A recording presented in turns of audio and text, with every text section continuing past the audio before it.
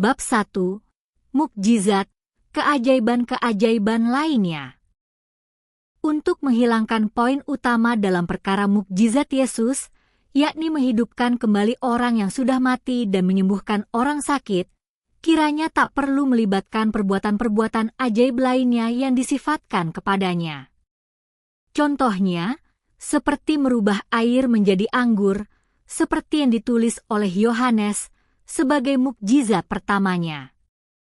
Ini jelas sekali rekayasa, karena tidak sepantasnya seorang Nabiullah menganjurkan minum minuman keras seperti dikatakan oleh Yesus dalam suatu pesta perkawinan cana. Ingat, jika seorang nabi datang tujuannya adalah untuk kemaslahatan umat manusia, dan tak seorang pun bisa dikatakan melakukan setiap perbuatan apa saja untuk menolong orang lain dengan jalan mukjizat atau dengan lainnya agar orang mabuk-mabukan. Tapi menurut Quran, kita diberi ilmu. Yesus memiliki 2 mukjizat besar, yakni memiliki ilmu gaib dan kuasa menciptakan kehidupan. Oleh karenanya, perlu sedikit dibahas tentang ini. Sebelum kita menuju Quran suci, mari kita lihat sejauh mana Injil memberi warna terhadap masalah ini. Pertama, mengenai memiliki ilmu gaib, Injil tidak melengkapi bukti sedikit pun. Tapi di lain pihak, kita diberitahu jelas sekali. Tapi di hari dan di saat itu tak ada orang yang tahu, tidak juga malaikat yang ada di langit, tidak juga anak manusia, tapi Bapa. Kitab Markus, pasal 13, ayat 32. Ilmu gaib di sini jelas sekali tak diakui. Banyak ilmu tentang masa depan diberikan kepada para nabiullah, tapi sayang sekali dalam hal Yesus, ilmu yang sedikit itu pun tak dibenarkan oleh Injil. Beliau menceritakan tentang kedatangannya yang kedua kali dalam kata-kata berikut ini. Sebagaimana cahaya muncul dari sebelah timur dan bersinar sampai ke barat, begitu pula kedatangan Anak Manusia. Karena, dimanapun ada bangkai, di situ burung-burung pemakan bangkai berkumpul. Kitab Matius, pasal 24, ayat 27 hingga 28. Para penafsir Injil sangat berat sekali untuk menjelaskan ini. Contohnya, kita diberitahu bahwa yang dimaksud bangkai itu maknanya dosa manusia, sedangkan burung pemakan bangkai ialah Yesus Kristus. Meskipun bentuk singular yang pertama, bangkai, dan plural yang kedua, burung-burung, menunjukkan dalil kesimpulan yang berlawanan, tapi itu dijelaskan bahwa kedatangan Yesus kepada orang-orang berdosa, diibaratkan burung-burung kondor yang mengerubuti seekor bangkai, ini sangat membingungkan sekali. Lalu kita pun diberitahu lebih lanjut. Tidak lama sesudah kesusahan masa itu, matahari akan menjadi gelap, dan bulan tidak lagi bercahaya, dan bintang-bintang akan jatuh dari langit, dan sesudah itu tanda Anak Manusia akan muncul di langit. Sungguh, saya katakan kepadamu, generasi ini tak akan berlalu hingga segala sesuatu itu terpenuhi. Kitab Matius, pasal 24, ayat 29 hingga 34. Generasi itu karenanya mati tanpa menyaksikan kebenaran ucapan-ucapan tersebut, dan ini banyak sekali yang mengikutinya. Janji itu gagal, dan kata-kata Injil selalu menjadi komentar utama kaum Kristen sebagai ilmu gaib yang dimiliki Yesus.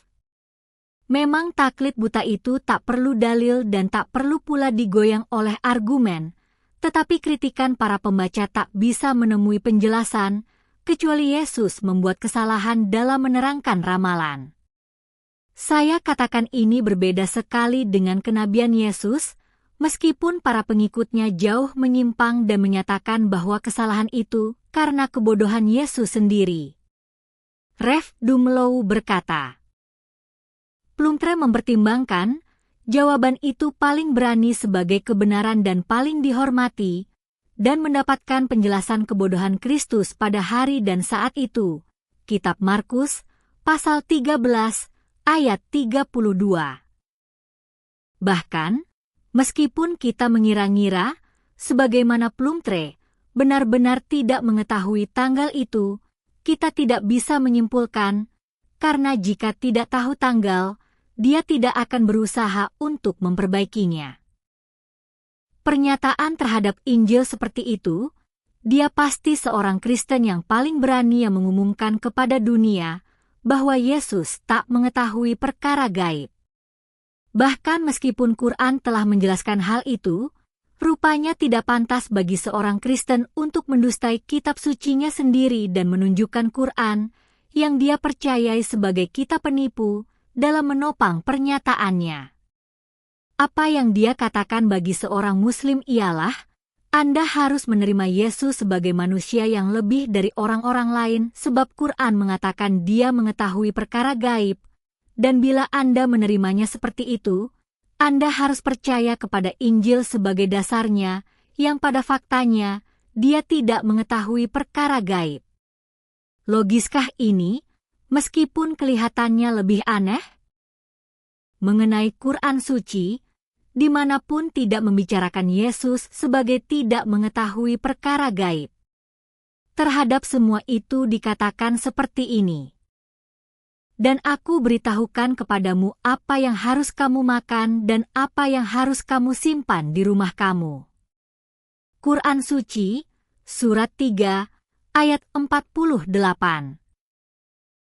Di sini, Yesus tidak mengatakan bahwa ia tahu apa yang Yohanes makan di akhir senja dan apa yang ditinggalkan oleh Petrus di rumahnya yang akan menjadi kekanak-kanakan, tapi dia memberitahukan orang-orang apa yang harus mereka makan dan apa yang harus mereka simpan, dan sungguh inilah apa yang Yesus perbuat ketika beliau berkata, "Janganlah mengumpulkan harta untuk dirimu sendiri di dunia, karena rayap dan karat dapat merusaknya, dan maling datang mencurinya, tapi kumpulkanlah harta itu di sorga, karena di sana tak ada rayap maupun karat yang akan merusaknya, dan tidak pula maling mencurinya karena di mana ada hartamu, di situ pula hatimu."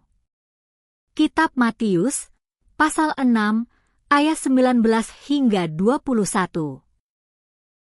Dan lagi, janganlah khawatir, katakan, apa yang akan kita makan? Atau, apa yang akan kita minum? Atau, apa yang akan kita pakai? Oleh karena itu janganlah khawatir tentang hari esok, karena hari esok ada lagi kekhawatirannya sendiri. Kitab Matius, pasal 6, ayat 31-34. Bagaimana yang dilakukan oleh umat Kristen terhadap ajaran ini? Masalah ilmu Yesus tentang perkara gaib diabaikan, kini masih ada yang tersisa yang diduga Yesus menciptakan sesuatu. Di sini ada unsur kebenarannya. Para penulis Injil yang banyak sekali memberikan sesuatu yang berlebihan yang mereka alihkan dari perkara biasa dalam kehidupan beliau kepada sesuatu yang luar biasa, pasti tak meninggalkan yang tak tercatat ini. Dimanapun Quran Suci tidak menyebut Yesus sebagai seorang pencipta. Di lain pihak, ia mengingkari setiap kekuatan yang ada pada Yesus atau setiap orang lain atau sesuatu yang dianggap Tuhan.